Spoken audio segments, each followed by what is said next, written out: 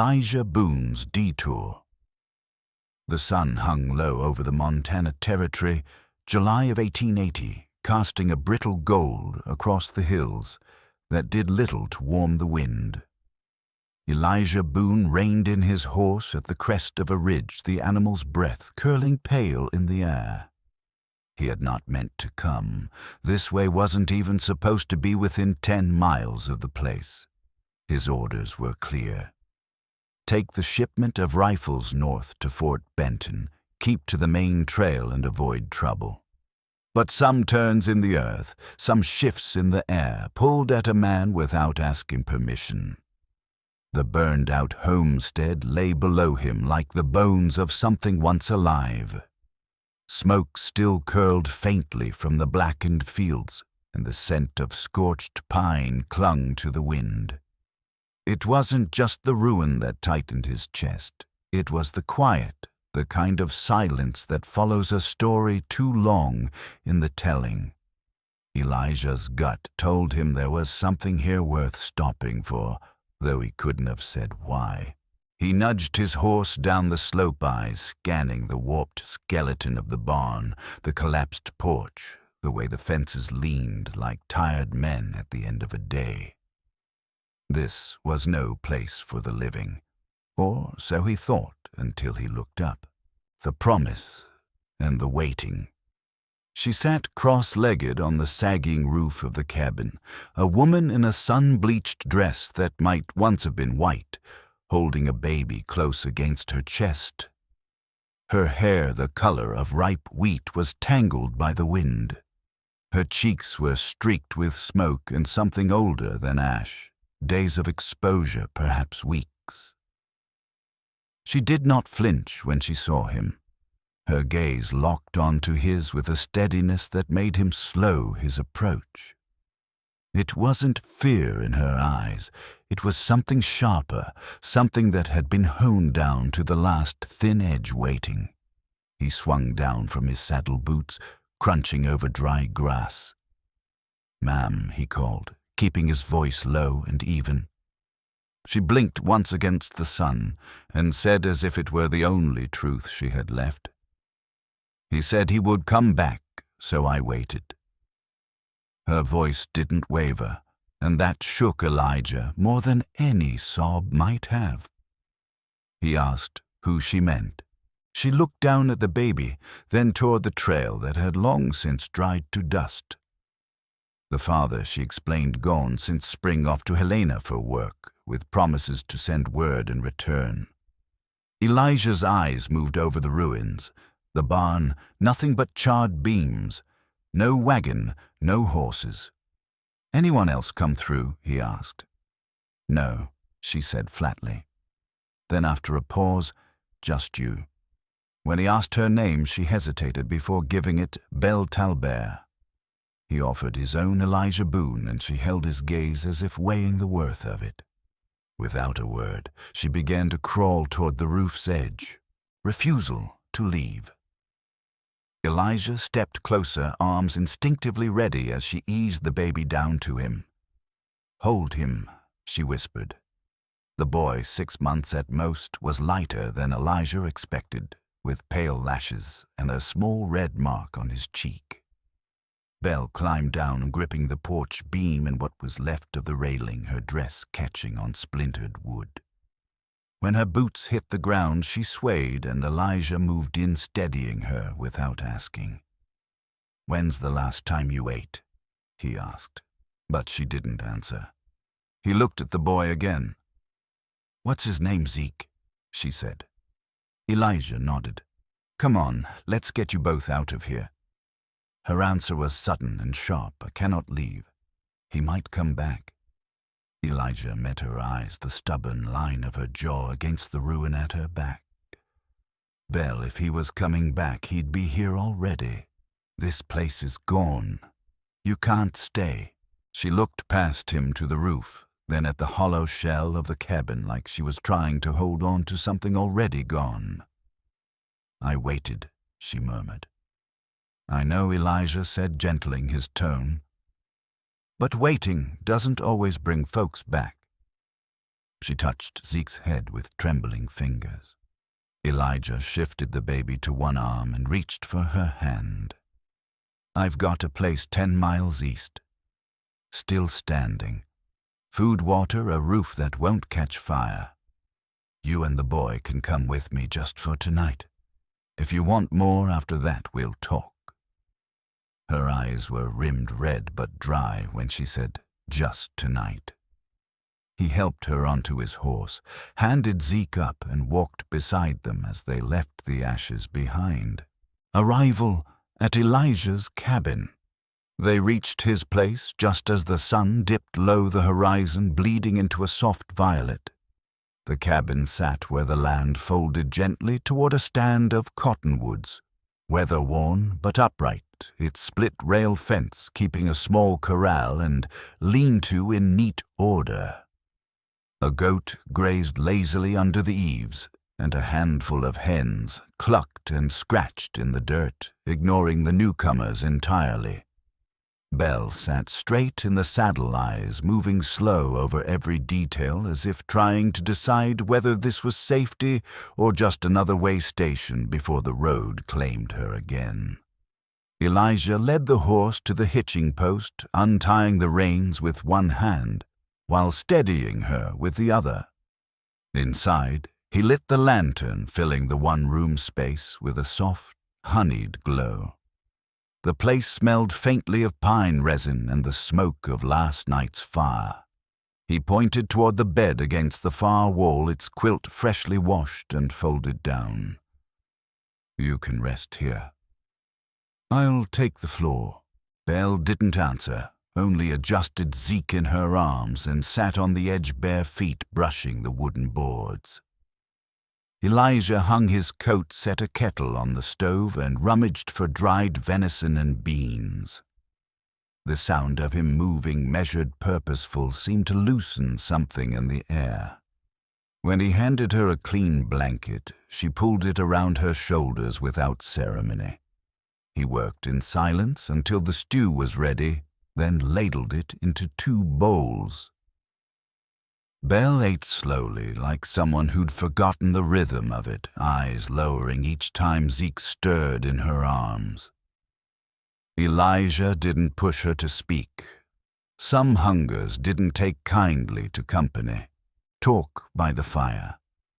After the bowls were scraped clean and set aside, Elijah settled into the chair nearest the fire, the flames throwing restless shadows against the log walls. Belle sat on the bed, Zeke now asleep with his cheek pressed to her collarbone, the rise and fall of his breathing almost in time with hers. She watched Elijah for a long moment before speaking. "Do you think he's dead?" Her voice was low but clear, like she'd been holding the question in her teeth for days. Elijah turned his head toward her, weighing his words. "I think if he cared, he wouldn't have left you like that." She looked down at Zeke, her thumb tracing the line of his tiny ear. "He said he'd marry me when he came back." I believed him. Elijah's jaw tightened. Some men are better at promises than keeping them. Her gaze lifted to meet his. "You ever lose someone?" He nodded, the firelight catching the planes of his face. "My brother died in the war. Left behind a wife and 2 little girls. I stayed on to help them until they moved east. Never married myself." "Why not?" she asked. He gave a small shrug. "Never found someone who stayed." She didn't look away. "I stayed. It wasn't a boast, just a statement of fact, and it settled between them heavier than the wood in the hearth." Elijah felt something shift in his chest, quiet but undeniable. Neither spoke again for the rest of the evening. When the fire burned low, Belle curled around Zeke and closed her eyes, while Elijah lay on the floor staring up at the rafters, wondering why a stranger's presence could feel so much like a piece he'd been missing. Morning after, choosing to stay. Until more days, the first light of morning slipped through the narrow window, spilling across the floor in pale stripes. Elijah stirred from the floorboards to find the cabin empty, save for Zeke's cradle, a sling draped neatly over the side. He stepped outside, rubbing the sleep from his eyes, and saw her in the small patch of garden behind the cabin, barefoot in the damp grass. Zeke was snug in the sling against her chest, his tiny head tucked beneath her chin. She looked up when she saw him, the faintest smile touching her lips, real if fleeting. "Thank you," she said, "for not asking questions I can't answer yet." Elijah nodded, leaning against the porch post. "You don't have to say anything you're not ready to." She shifted her weight, looking toward the fence line. "Is there work I can do?" "There's always work," he said simply. She seemed to weigh that for a moment, then nodded as if the answer pleased her. They moved through the day without ceremony. He mended a section of the corral, she swept the cabin, and fetched water from the well. Zeke slept and woke fussed and fed the small sounds of him weaving into the rhythm of the place. By dusk, the air between them felt different, less like a bargain and more like an unspoken truce. That night, Elijah found himself lingering by the door before rolling out his blanket on the floor.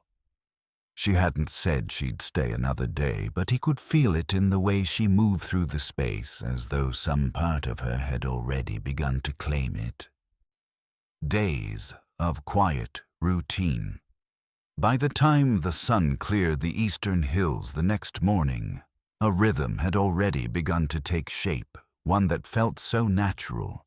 It might have always been there waiting. Elijah was up before first light, pulling on his boots, while the air still held the bite of night. Outside, he moved through the stock pens with the easy precision of habit, checking the rails for weakness, scattering feed, and murmuring to the goat as if she understood every word.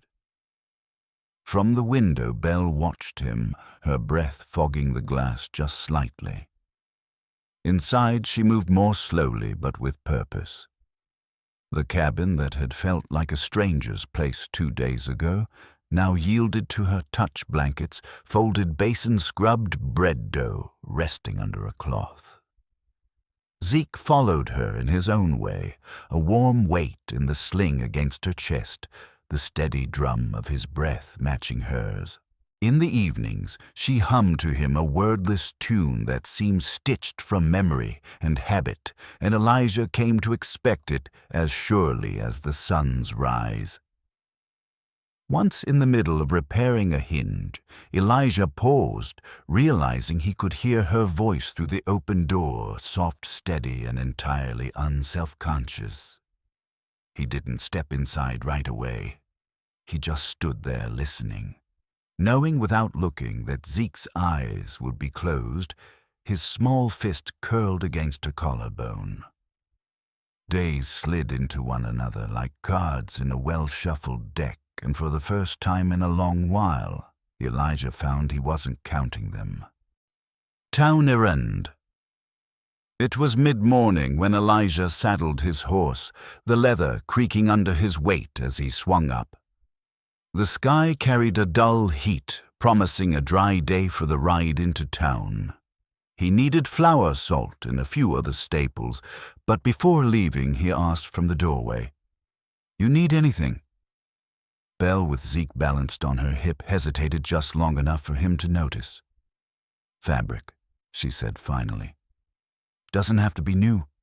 Just something I can turn into shirts for Zeke." He gave a short nod. "Anything else?" She shook her head, but her eyes searched his for a moment before dropping back to the baby. The ride into town was uneventful, but he felt her request tucked somewhere in his mind like a folded scrap of paper.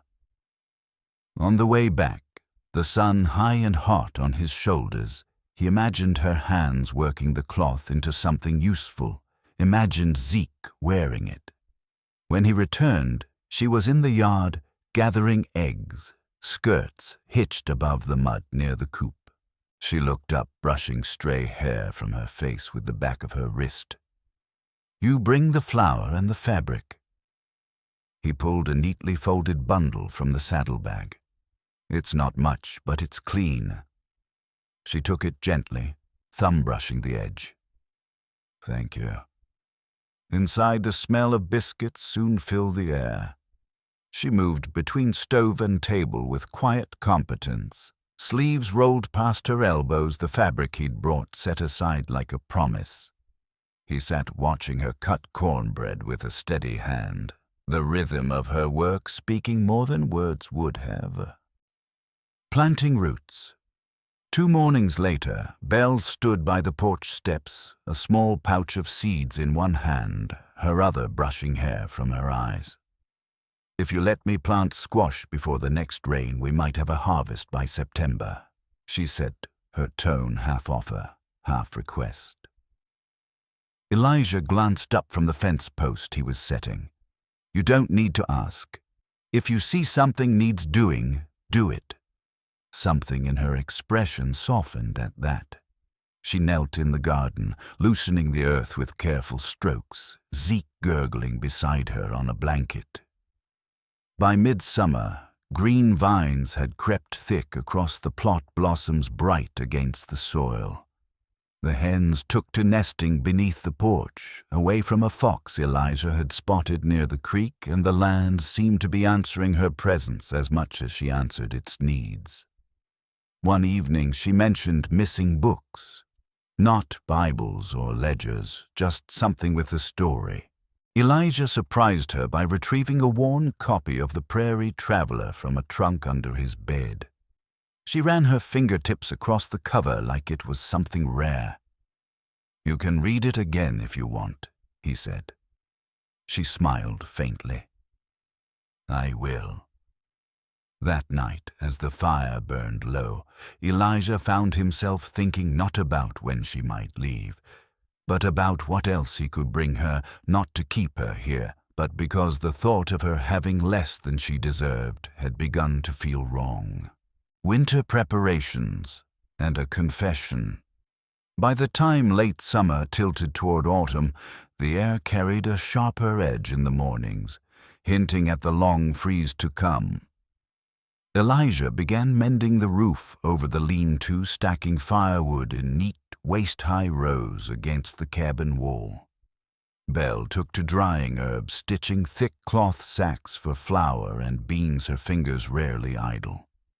One morning, he hitched the mule to the cart for a trip to the mill. Belle emerged from the cabin with Zeke wrapped snug in a shawl.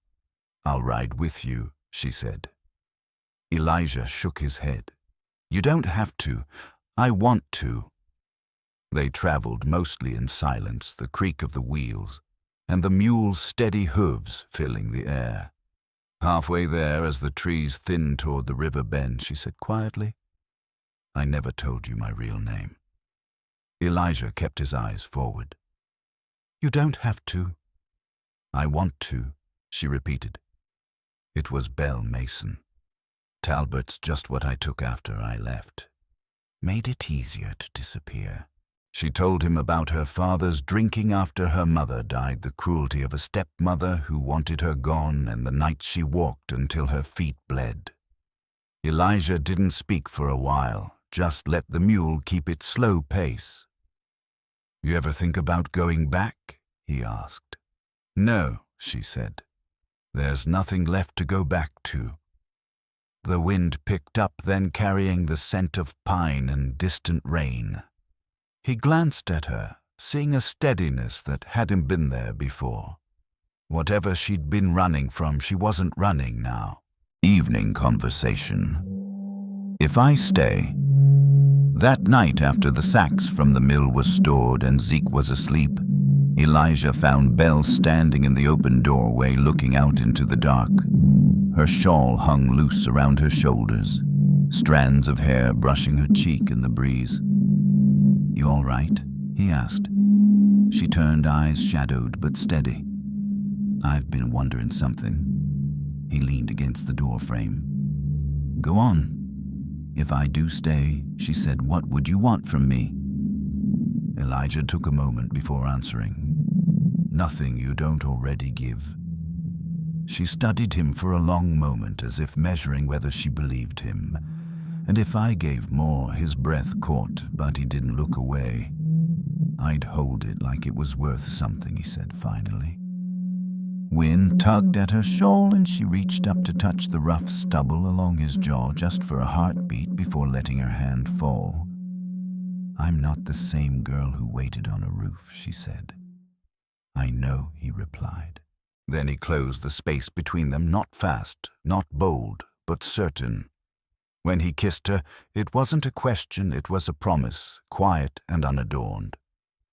Inside, Zeke stirred, then settled against the fire, cracking low. Elijah rested his forehead against hers. You don't have to wait anymore. Her voice was a whisper when she answered. I know. I'm already here. Marriage beneath the cottonwood.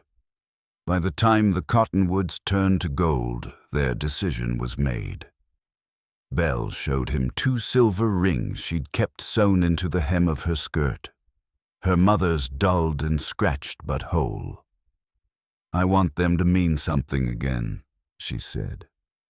They asked a neighbor from downriver to speak the words, and one crisp morning they stood beneath a cottonwood, the air smelling faintly of frost. Belle wore a dress she'd let down at the hem with a strip of blue-checked calico. Zeke sat in Elijah's arms, tugging at his shirt buttons during the vows.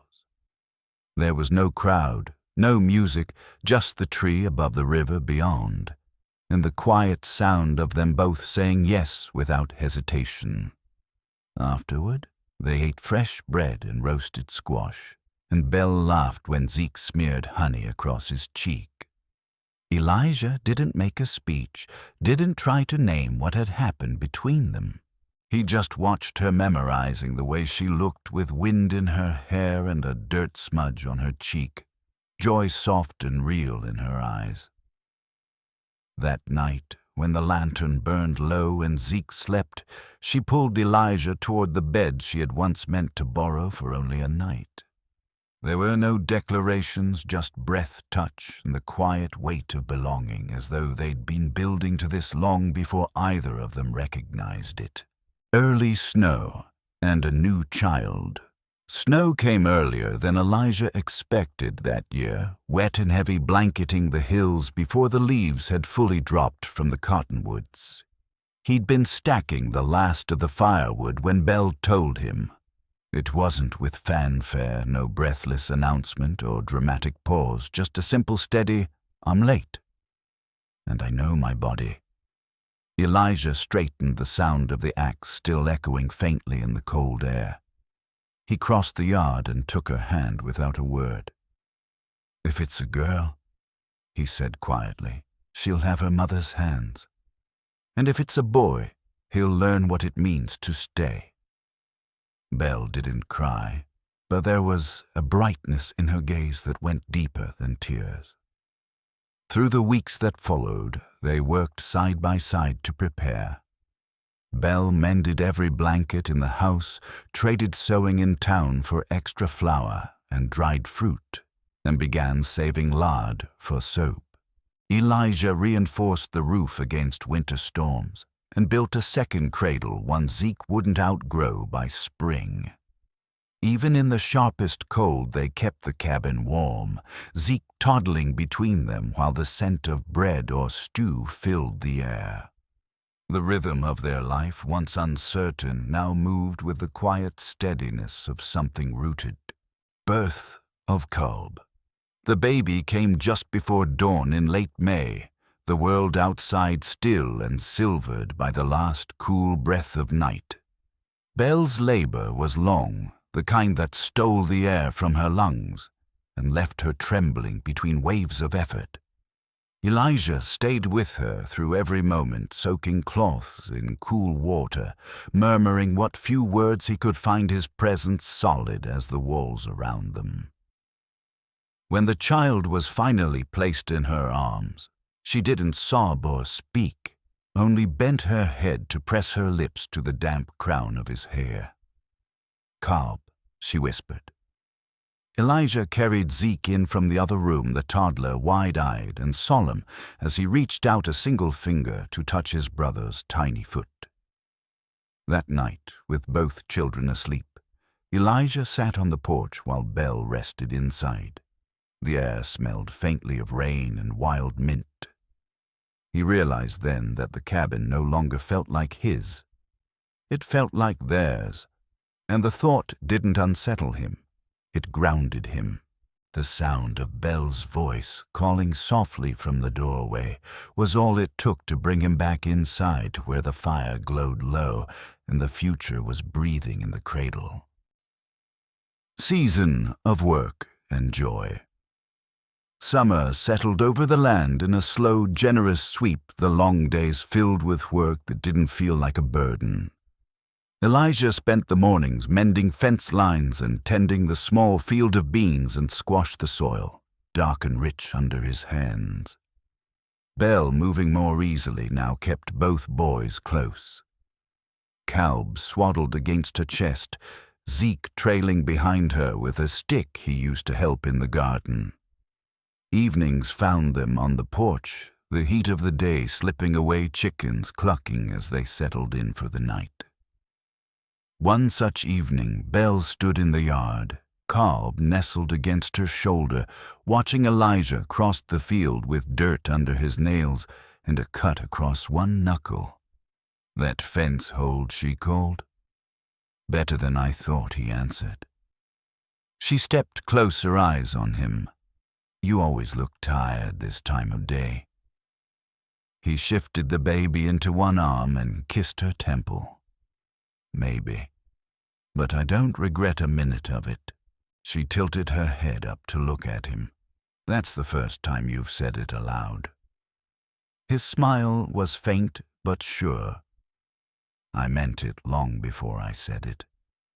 She smiled back, the kind of smile that anchored itself deep, and for a long while they stood there in the quiet, the air thick with the smell of sun-warmed grass, their children between them like the simplest truth they'd ever known.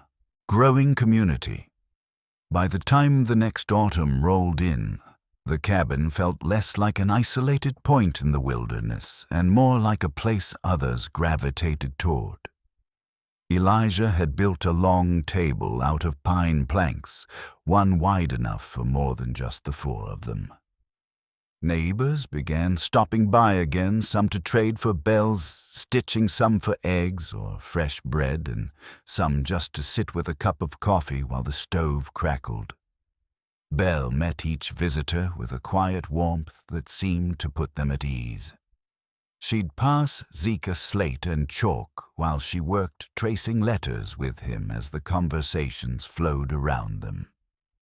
Calb's cries punctuated the evenings in a way that felt less like disruption and more like proof the house was alive. Elijah noticed that people lingered longer, now their voices softer, as if unwilling to break the spell of the place. One night after the last guest left, Belle wiped her hands on her apron and stood by the doorway watching the lamplight spill onto the yard. "Feels different here," she murmured. "Feels like more than just ours." Elijah glanced at her over his shoulder. "That bother you?" She shook her head slowly. "No, it feels right." Teaching Zeke. As the days shortened and frost began to edge the mornings, Belle devoted more time to Zeke's learning. She sat him at the long table each afternoon with the stub of chalk and the small board Elijah had carved for him. Sometimes she traced letters for him to copy.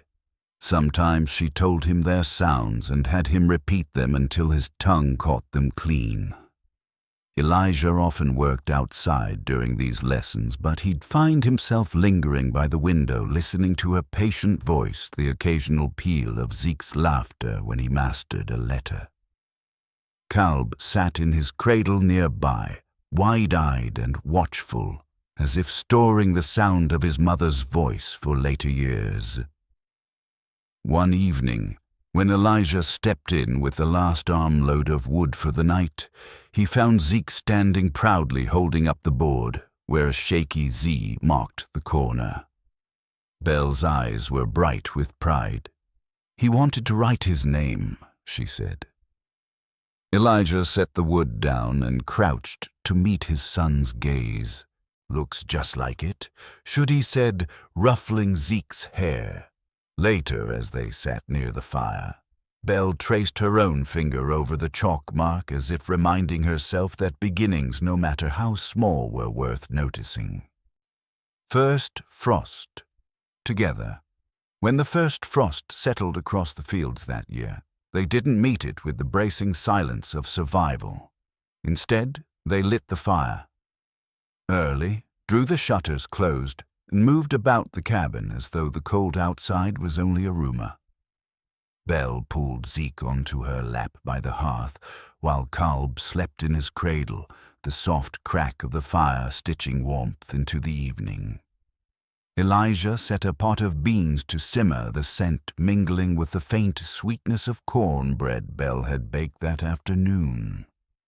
At one point, Belle leaned back in her chair, her eyes on the boys, and said quietly, "We've already come through the dark." Elijah looked at her, understanding she meant more than seasons. He crossed the room, rested his hand lightly on her shoulder, and stayed there until she reached up to cover his fingers with her own. Later that night, after the boys were asleep, they sat together in the quiet, neither speaking nor needing to. The frost on the window caught the light from the fire, making it look as if the world outside had been dusted with stars. Another winter. Another beginning. The second winter together came in sharp and early, with a wind that rattled the shutters like impatient knuckles on a door. Elijah had spent the weeks before hauling in extra firewood, reinforcing the fence line against drifts and setting snares in the nearby grove to keep their food stores from thinning too quickly. Belle worked with the same quiet purpose, mending every worn garment, stitching extra quilts, and stocking the pantry with jars of preserved vegetables. Zeke, now speaking in short sentences, followed them both like a shadow, curious about every task. Kalb had begun to crawl his small hands, patting the floor as he moved toward any sound of laughter. The days shrank into long, dark evenings where the hearth was the heart of the house. One night, as Elijah brushed snow from his coat and hung it to dry, Belle stepped close, her hands clasped around her belly. She didn't need to say the word. The look in her eyes was enough. Still, she whispered, "It's happening again." Elijah's answer was just a slow, sure smile, the kind that didn't carry surprise but certainty. This life they had built was no longer a fragile thing. It was sturdy, warm, and ready to hold more, preparing for the new child. The news of another baby wove into the rhythm of winter as naturally as breath. Belle adjusted her pace, moving a little slower but never letting her hands stay idle.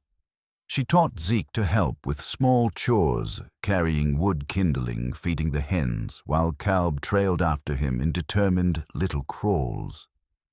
Elijah expanded the garden plot in anticipation of spring driving posts into the frozen ground, so they'd be ready when the thaw came. In the evenings, Belle worked at the long table, her needle flashing in the lamplight as she pieced together scraps of cloth into something whole. One night, Elijah watched her for a while before asking what she was making. She didn't look up. "A quilt for the baby we haven't spoken about yet," she said. He leaned back in his chair, letting the firelight warm his boots. "You're sure?" She gave him a small, knowing smile. "I'm sure." He crossed the room, knelt beside her, and took her hand. "If it's a girl," he murmured, "she'll have your hands. And if it's a boy, He'll learn what it means to stay. She didn't cry. There was no need. Instead, she leaned her head against his shoulder, the two of them sitting like that until the fire burned low. The spring thaw. Spring came slow and stubborn, the ice clinging to the river banks well into March. Snowmelt turned the path to the barn into a ribbon of thick brown mud, and Elijah laid planks across the worst of it so Belle could carry the boys out to feel the sun. Zeke had grown heavier, his legs strong enough to push the blanket off himself each night, while Kolb had learned to pull himself upright on the edge of the cradle. Belle's hums had changed, slower, deeper, as though they came from the marrow of her bones rather than memory. One morning she stood at the table tracing patterns on a length of muslin, a paperweight holding the curling edge flat. Elijah leaned against the door frame, arms crossed. Planning something I should know about. She didn't look up. Curtains for the back room.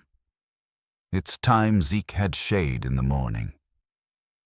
He stepped closer, glancing toward the wall he'd built the previous winter, the cradle already tucked beneath the east-facing window. You think we'll need more space when the baby comes. She paused in her work, then shook her head. We'll fit. We just have to be clever about it. The smile they shared in that moment carried the easy trust of two people who no longer counted the days they built them. Lessons for the future. As the days lengthened, Belle's mind turned to what lay ahead, not just for herself, but for the children. One afternoon she sat at the table with a scrap of chalk in hand, Zeke perched on a stool beside her, while Kolb slept in a basket on the floor. She spoke softly, shaping the curve of a letter with slow precision, guiding Zeke's small hand to follow it. Elijah, coming in from the yard with the scent of sawdust on his coat, paused in the doorway to watch. "You thinking of schooling him yourself?" he asked after a moment. Belle glanced up and nodded. "If I can. There's no formal teacher in the valley anymore, and the last one barely stayed a season." Her voice took on a quiet resolve. "I want them to know more than I was allowed to, not just letters, the shape of things, the way the world works under the surface." Elijah moved closer, leaning one hand on the back of her chair. "You'd be good at it," he said. She looked at him, then a faint smile softening her face. "Maybe. But I'm going to try either way." The room felt warmer for her certainty, as though her words themselves had fed the fire. The merchant's offer. The thaw had just broken the last of the frost from the ground when a letter arrived. Elijah's contact from the autumn before was sending a traveling merchant their way come summer. Over dinner that night he folded the paper and set it aside. "He's offering to buy more pelts and says the man will trade goods for whatever else we've got." Belle's mind went to her work without hesitation. "I've got stitching ready, and if we put away enough lard, I can make soap." She spoke with the same calm practicality she used when planning winter stores. Elijah studied her across the table, the lamplight catching the faint freckles on her cheek. "You still thinking of staying through next winter?" She didn't answer right away, busying herself with adjusting Kolb's shawl in the cradle. When she finally looked up, her eyes were steady. "I'm not thinking about leaving anymore." The words weren't loud, but they settled into the air between them like something permanent. Elijah leaned back, feeling the weight of them and the unexpected lightness that came with it, the stars and the shutter. That night, the wind picked up, rattling the loose shutter on the north wall. Elijah stepped outside to fix it. the chill air sharp against his face. Belle followed, pulling her shawl tight, her breath puffing white in the darkness. The stars spread thick overhead, the sky finally clear after weeks of winter haze. She stood beside him as he set the shutter right, her gaze tilted upward. "I never thought I'd be here," she said. "Not just in Montana in this life. With someone who listens." Elijah's hands stilled on the latch before he turned to her. "I don't always know what to say." "You don't need to," she replied, brushing her thumb along the edge of his hand. "You stay." That's the answer. They lingered there, the cold forgotten for a moment. The cabin behind them glowed faintly through the window, a square of light against the dark, and in that quiet space it felt less like they were standing outside their home, and more like they were standing inside the life they had built together. The birth of the second son. The next May, before the dawn had fully broken, the cabin filled with the low hum of urgency. Belle gritted her teeth, fingers clutching the quilt as each wave of pain rolled through her. Elijah was at her side, his hands steady on her shoulders, his voice low, more presence than words. The air was cool and damp from a light rain overnight, the scent of wet earth drifting in through the window. Zeke, now a wiry 3-year-old, slept in the corner under a spare quilt, unaware that the shape of their family was about to shift again. When the baby came, his first cry was sharp enough to cut through the quiet, and Belle's face softened in a way Elijah had never seen. She held the child close, brushing her lips over his damp hair. "Kalb," she whispered, her voice a thread of warmth. Elijah brought Zeke to meet his brother, the boy's eyes wide as he touched the tiny foot with a single careful finger. The four of them stood together in that small room, the morning light just beginning to touch the floorboards, and Elijah felt as if the world had drawn itself in close around them. No regret in the work. Summer that year was busy in a way that left no room for idleness, yet none of it felt like burden. Elijah rose with the sun tending the fence line and coaxing the small garden into steady growth. Belle moved through the days with Kalb tied snug against her chest and Zeke trailing at her heels. His curiosity forever tugging him into new discoveries, smooth stones, wildflowers, the tracks of a fox near the creek. In the evenings they had meat at the porch, the heat easing from the day chickens settling in for the night. One such evening Belle stepped toward him, Kalb asleep in her arms. "You always look tired this time of day," she said. Elijah took the baby from her, pressing a kiss to her temple. "Maybe. But I don't regret a minute of it." She tilted her head to look at him, a faint smile tugging at her lips. "That's the first time you've said that aloud." He met her gaze steadily. "I meant it long before I said it." The moment lingered between them unhurried until Zeke ran to tug at Elijah's trousers, demanding to be lifted too. Elijah scooped him up, and the three of them stood there in the fading light, laughter soft in the warm air. Through the frost again. When the first frost came that year, they met it without hesitation. The shutters were drawn, the fire stoked high, and the long pine table Elijah had built, filled with neighbors once again, men and women bringing small gifts, trading stories, lingering in the comfort of a house that no longer felt solitary. Belle taught Zeke new letters by the hearth, her voice patient, and sure while Kalb gurgled from his cradle. Elijah moved easily among them all as though the quiet man who had once lived alone in these walls had been replaced by someone fuller, steadier. Outside, the frost silvered the grass. Inside the air carried the scent of bread wood smoke and the low hum of belonging. That night, when the last lamp was turned low and the boys were asleep, Elijah stood at the doorway looking out at the cold, starlit yard. Belle came to stand beside him, slipping her hand into his. Neither spoke. They didn't need to. The silence was no longer empty. It was the sound of a life made whole.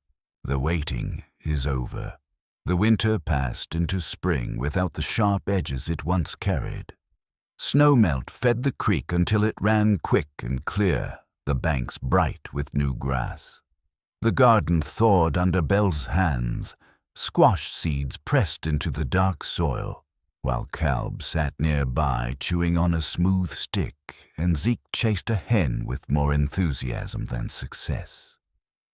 Elijah watched from the fence line the memory of a very different Belle pressing faint at the edges of his mind. Smoke in her hair, her body perched on a sagging roof, a baby in her arms, eyes fixed on a trail that had already forgotten her. She had been waiting then, not living.